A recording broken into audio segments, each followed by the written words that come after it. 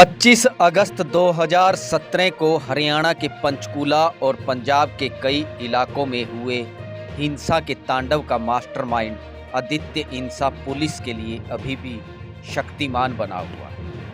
आदित्य इंसा को आसमान निगल गया या जमीन खा गई, आदित्य पुलिस के लिए एक ऐसी पहेली बना हुआ है जिसे करीब 4.5 साल बाद भी सुलझाया नहीं जा सका है।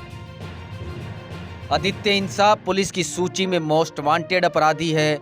उसके ऊपर 5 लाख रुपए का इनाम रखा गया है।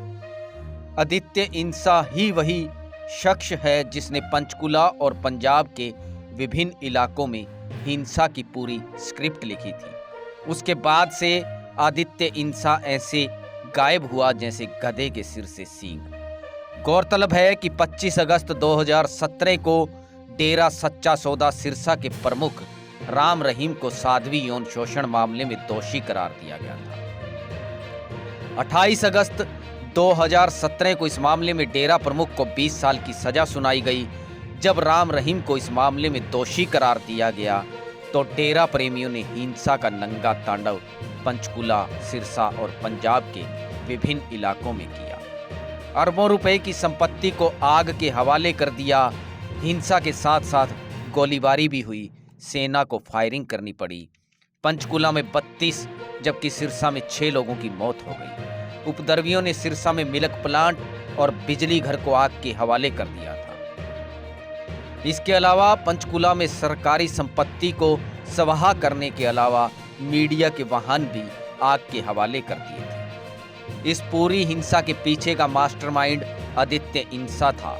आपको बता दें कि आदित्य इंसा देश के प्रतिष्ठित संस्थान एम्स से पढ़ा लिखा है।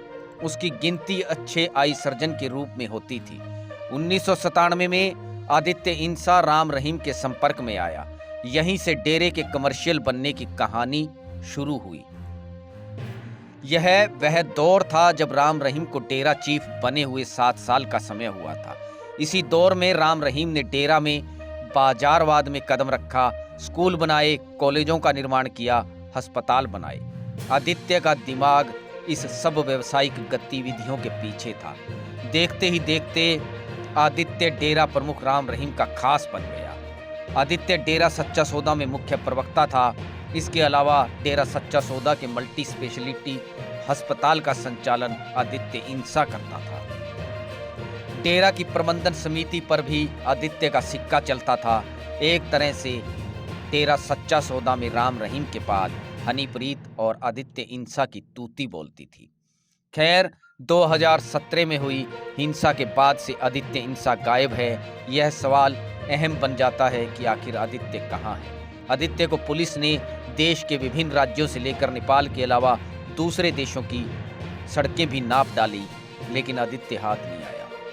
गौरतलब है कि पंचकुला पुलिस ने सेक्टर 5 थाने में आदित्य इंसा पर देशद्रोह सहित कई धाराओं के अंतर्गत मामला दर्ज किया था। आदित्य के अलावा करीब 2 दर्जन अन्य आरोपी ऐसे हैं जो अभी तक पुलिस की पकड़ से बाहर हैं।